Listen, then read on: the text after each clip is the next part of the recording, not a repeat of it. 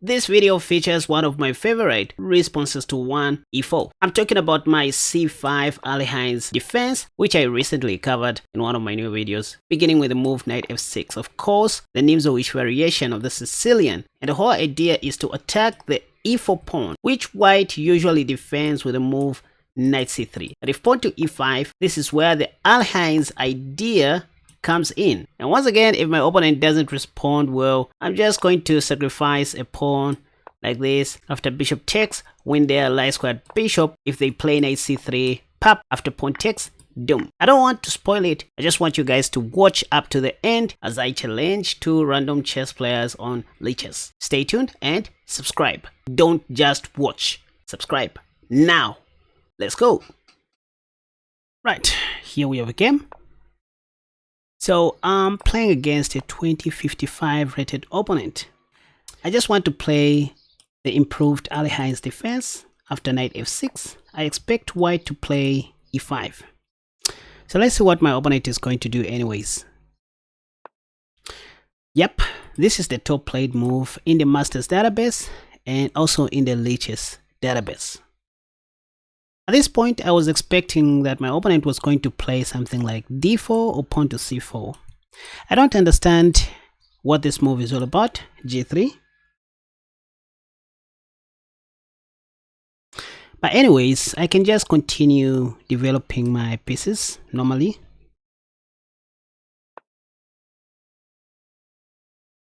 And then maybe play pawn to d6, pawn takes. I don't remember covering this line in my tutorial video, so I'm just improvising. I'll first force a trade. So what can I do? Time is ticking. So that bishop g2 move confused me a lot. I'm just gonna improvise using experience, I guess. Or maybe let me play d6. Sorry, pawn to e6. I didn't like the idea of going d6. In fact, I think I never advised to play pawn to d6 in my tutorial video. And now this is when I can go queen c7, double attacking the e5 pawn. Ooh, white is playing so fast, you guys. So there we see pawn to c3. I think I can take on e5. So that's just a free pawn, right? And then take back with my queen. I don't see anything in this position, and I don't know why my opponent allowed me to do this. Alright, gotta do something. My queen is under attack. So at this point, you don't want to retreat your queen back to c7 because there is bishop takes d5 and you're going to lose a piece. Remember that in this position, my e6 pawn is pinned to the king, so if I play queen c7, I'm going to lose a piece because I won't be able to take back. So the move to play here is queen d6. So that if bishop takes, I take back with my queen. Logical stuff. This is the benefit of solving tactics. And then bishop e7 and castle shot in the near future. I think I'm doing great, although I'm not 100% sure. But the whole point is just to play a different game, not familiar to my opponent, or something that my opponent won't be familiar with.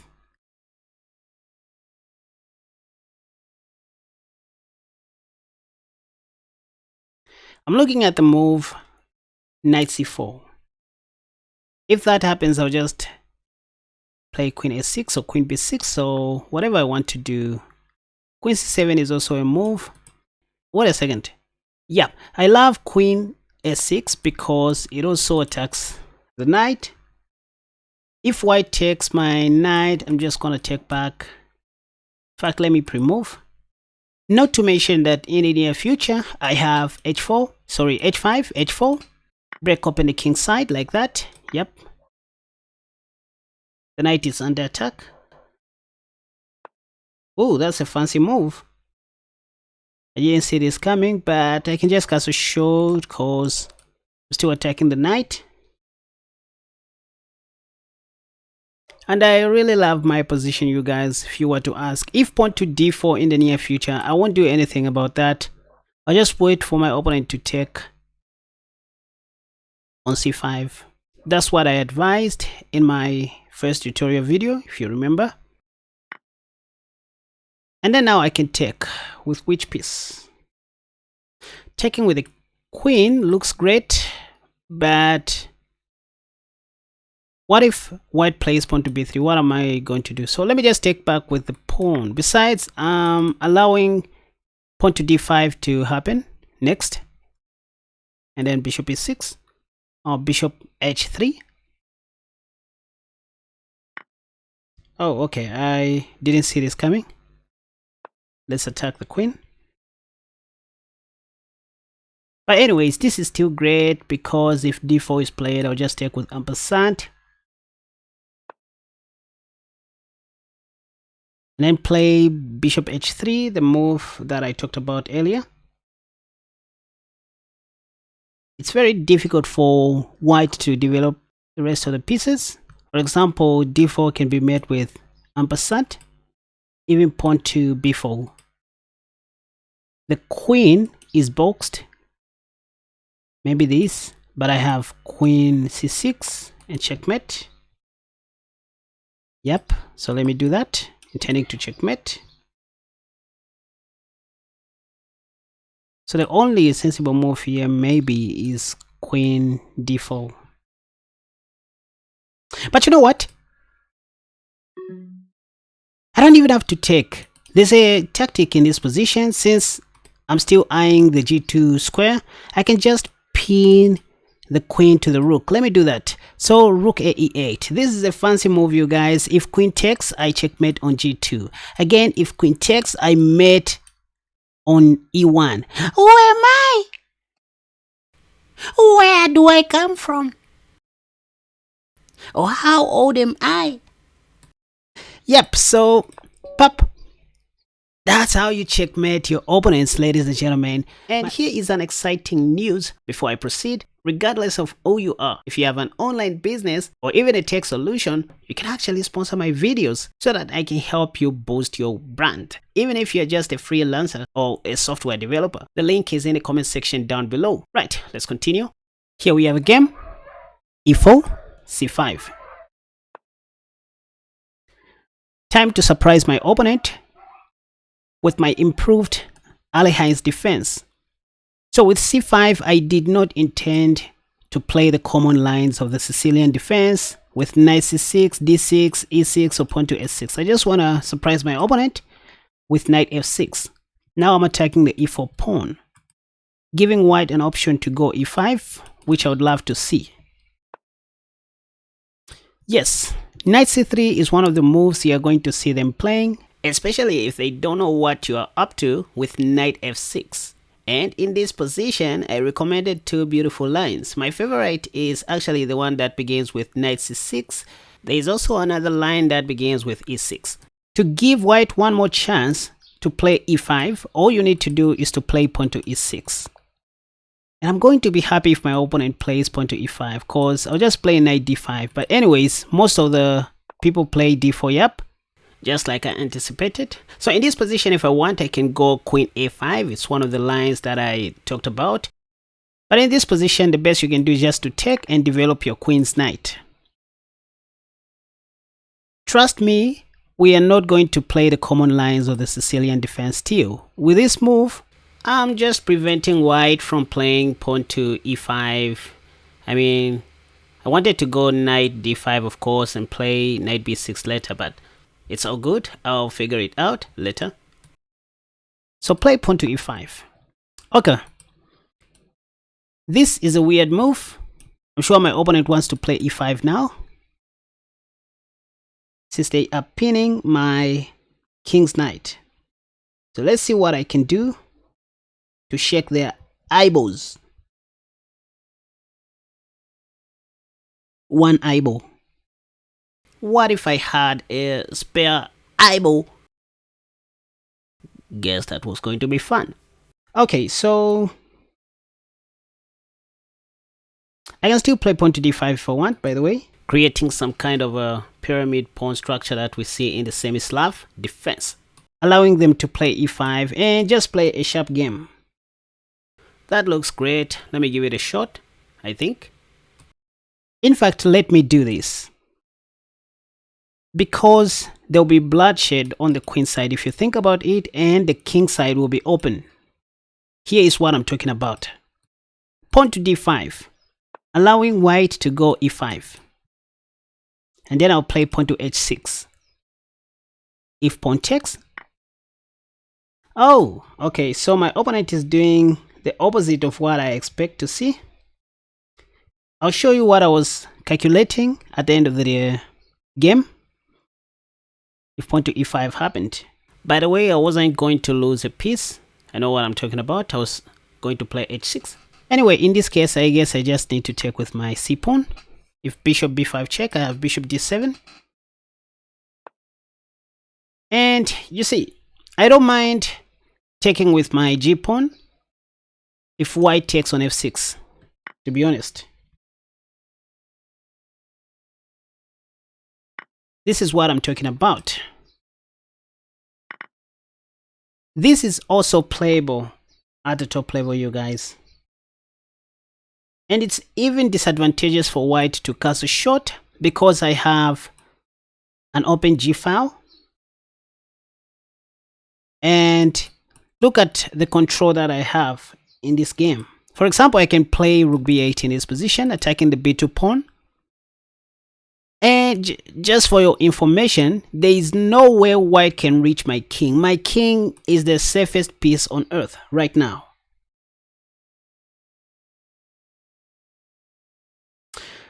Now I can develop my bishop. Or maybe first play pawn to f5 and bishop g7. Bishop g7 will pin the knight to the rook. Why do I feel like I have an edge in this game? Well, it's because I have so many open lines and white can't just attack my king anytime soon. Not to mention that the king side is open for my rooks. In this position, I was expecting white was going to play something like queen d5, maybe attacking my rook. After which I was just going to play rook g8 anyways, followed by bishop g7. So it doesn't even matter. They played rook e1. But this is where I pin the knight to the rook. Let's see what they're going to do. I also have queen c6. Oh, maybe white should take on d5, because if I take and take, I won't be able to take back. But I have bishop takes a1. I thought I made a blunder, by the way. So I was just trying to justify myself. So quite alright. White may win a pawn in this line, but they can't stop bishop takes a1. Yeah, I can still go rook c8, putting more pressure on the pinned piece. Oh, as I like saying, adding more salt to the wound. Punishing my opponent for challenging me. So you see what I'm talking about. It's very difficult for white to reach out to your king or to attack your king when you play like this. These are positions that your coaches will never teach you to play, especially if you're a beginner, because they just look too risky. These are technical positions. But I don't mind teaching you these things to prepare you to be champions one day. I see a move pawn to d4 here. What will happen if I play that? Yeah, I'm just going to win a piece, I guess. This is bad for white. Again, I almost missed this beautiful fork because I was busy giving commentary. Yeah, like here I can just take. I'm just up a piece. If queen takes, I'll just take. In other words, I'm just up a bishop. So this is one thing I like about my improved Alekhines defense, which starts as a Sicilian. And you know what? I can even flex a little bit here if I want to. I can even take the other rook and then take the the queen later on. But anyways, let me just oversimplify the game. What else do I know? There we see rook takes d7, and that's how we become up a piece, up a bishop. So I'm technically winning. Whatever I do, by the way, it's just a matter of technique. For example, I can play h5. I can do whatever I feel like from here. I intend to activate my king. This is what you're supposed to be doing in the end game. Your king should become an attacking piece. I should also activate my rook. It's doing nothing on h8 at the moment. I don't know why my opponent is not resigning. This is totally a losing position and not something you should flex about. Not something you should be happy about as a chess player. The best you can do is just to resign and save time and quit chess. Let's see what my opponent is up to. You might never know. Okay, so my opponent just resigned. There's just nothing, absolutely nothing for them in this position. So this is how the game started.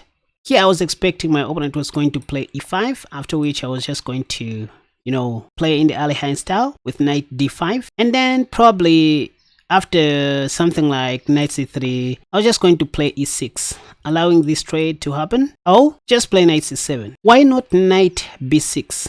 In my tutorial video, if you remember very well, what I said is you only want to play knight b6 if there is a piece to attack on c4. So in this case, knight c7 wins. But anyways, the best you can do in these kinds of positions is just to play pawn to e6. Trust me, this trade is only good for black. You have d6 in the near future, and even if pawn to d4 is played, you don't have to bother taking on d4. Yes, you can take, there's no problem with that, but what happens if queen takes? You will have to worry about protecting your d5 pawn. So just play knight c6 so that if pawn takes, you play pawn to d4. Next, you're gonna get back your pawn. This is what I advised to do in the tutorial video. Although this is not objectively the best for black, yeah, it is still fine to take on c5. Of course, there's queen takes. Looks like you're down a pawn, but that's only temporal due to queen b6.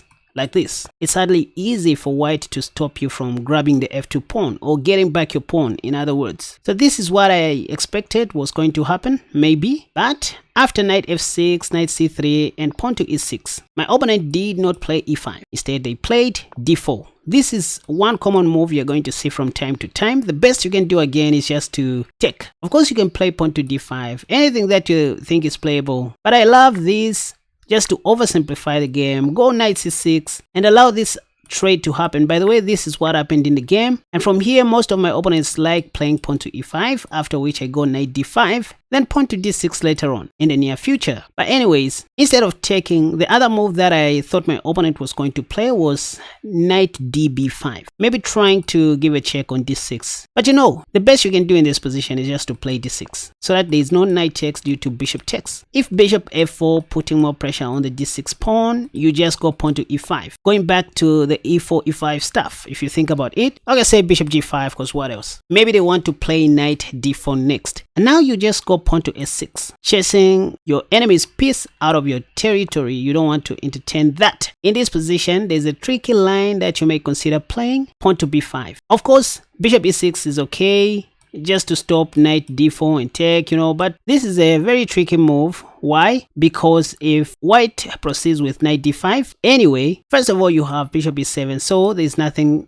that is happening. If you think about it, if bishop takes, you take back with your bishop, and if knight takes, you take back with your queen. Simple. And look just how safe your position is. You're going to castle short, play bishop e6 maybe, get rid of that knight, and knight d4 and all that. If white plays an aggressive move like c4, you can just avoid the trade. You can take, is fine, but just avoiding the trade. Knight c2, you go a5, nothing wrong. And maybe from here, white will play something like bishop e2, intending to castle short, and then you castle short as well.